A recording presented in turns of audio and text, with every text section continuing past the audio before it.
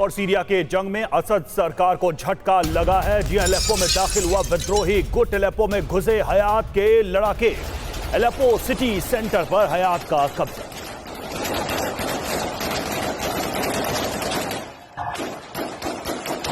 तो तस्वीरें आप देखिए, हयात के लड़ाके जो कि अलेप्पो सिटी सेंटर पर नियंत्रण करने के बाद हवा में फायरिंग करते नजर आए। ये तस्वीरें अपने आप में बता रही हैं कि बशर अल असद की मुश्किलें बढ़ने वाली हैं और लगातार ये विद्रोही लड़ाके सीरिया के शहरों में नियंत्रण करने की कोशिश करते हुए। और सीरिया विद्रोही फोर्स को मिली कामयाबी। अलेप्पो पुलिस मुख्यालय पर कब्जा किया। पुलिस मुख्यालय पर विद्रोही फोर्स का कब्जा हो गया है।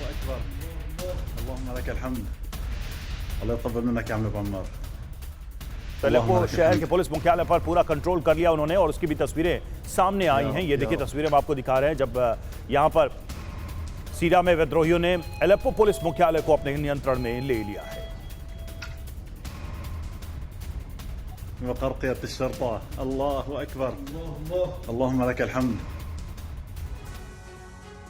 तो सीरिया में बारूदी कोहराम अब और ज्यादा खौफनाक हो गया है और ज्यादा खतरनाक स्टेज पर पहुंच गया है। पश्चिमी अलेप्पो पर अब विद्रोही गुट का कब्जा हो गया। अलेप्पो सिटी सेंटर में घुसे हयात के लड़ाके।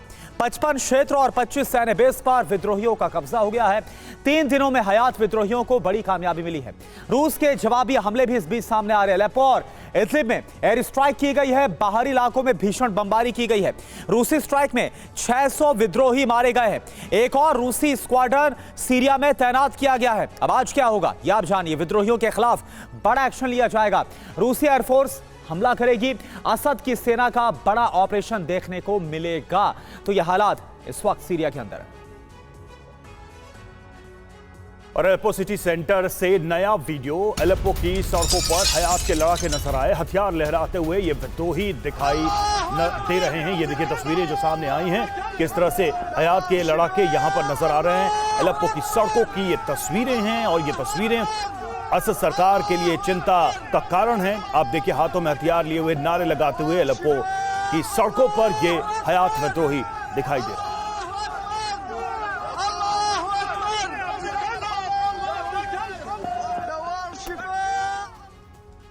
और एक और बड़ी खबर, अलेप्पो सिटी सेंटर में विद्रोहियों का कोहराम। अलेप्पो से असद की सेना भागी है। विद्रोहियों का सिटी सेंटर पर कंट्रोल।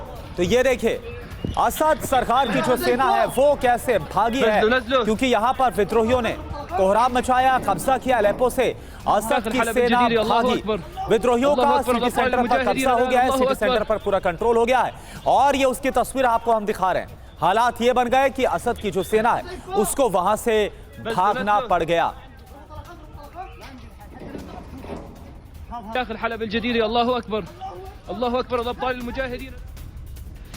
और सीरिया जंग में रूस का विध्वंसक हमला। सीरिया विद्रोही गुट पर रूस की बमबारी। रूसी फाइटर जेट का विद्रोही गुटों पर हमला। विद्रोहियों के कब्जे वाले अतरब पर हमला किया है। मनीष झा हमारे साथ हमारे संवाददाता जुड़े। मनीष, स्थिति खराब होती जा रही है ऐसा लग रहा है इन इलाकों में, खासकर अलेप्पो और आसपास के इलाकों में। क्या वजह है कि इतने लंबे समय तक सीरिया पर नियंत्रण रखने वाले बशर अल असद इस बार इस शहर में बेबस नजर आ रहा है?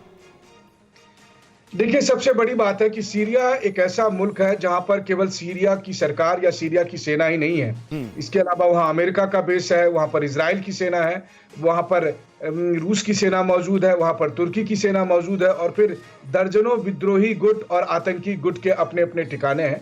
और ऐसे में अलेप्पो और इदलिब ये 2 ऐसे शहर हैं जहां लगातार खूनी संघर्ष पिछले कई सालों से जारी है। मकसद ये था कि राष्ट्रपति असद को हटाया जा सके और उसके लिए अमेरिका, इजराइल और पश्चिमी देश मिलकर लगातार कोशिश कर रहे थे।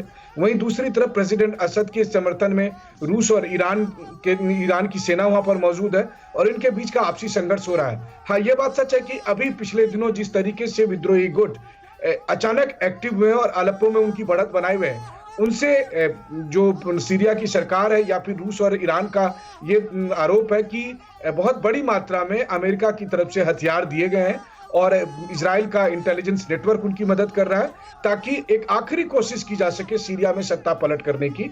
हालांकि अगर आप देखें तो इजराइल की भी दलील यही है कि सीरिया ने अपनी जगह दी थी हिजबुल्लाह को इजराइल के खिलाफ इस्तेमाल करने की। लेकिन कुल मिलाकर अभी फिलहाल सीरिया जो है वो एक नया युद्ध क्षेत्र बन गया है बाइडेन बनाम पुतिन के।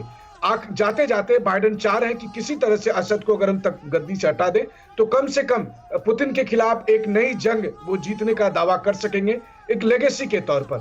अब सवाल उठता है कि अमेरिका का इसमें क्या इंटरेस्ट है कि कौन सीरिया का राष्ट्रपति रहेगा। सीरिया के लोग तय करेंगे, लेकिन अमेरिका और पश्चिमी देशों की कोशिश यही है कि जो उनकी बात ना माने, चाहे वो पहले इराक था, लीबिया था, या फिर अब सीरिया की बारी है कि सीरिया में भी सत्ता पलट होगा। अब तक प्रेसिडेंट असद अपनी गद्दी बचाए रखे हैं, लेकिन वो क्या बचाने में कामयाब होते हैं। हालांकि ग्राउंड पर अगर आप देखें तो असद के समर्थन में जिस तरह से रूस की सेना मौजूद है और ईरानी नेटवर्क मौजूद है, वो भी काफी मजबूत है। हो सकता है अलेप्पो पे कुछ दिनों के लिए विद्रोही का कब्जा पूरी तरह से रहे, लेकिन ओवरऑल अगर आप देखें तो दमिश्क और उसके आसपास। बिल्कुल मनीष, और ये पहली बार नहीं है, लगभग एक दशक पहले भी कुछ ऐसी ही कोशिशें की गई थी असद को हटाने के लिए, लेकिन उस समय भी कामयाबी नहीं मिली थी। एक बार फिर से हम देख रहे हैं कि एक नए तरीके से ये कोशिश की जा रही है। शुक्रिया मनीष आपका हमसे जुड़ने के लिए।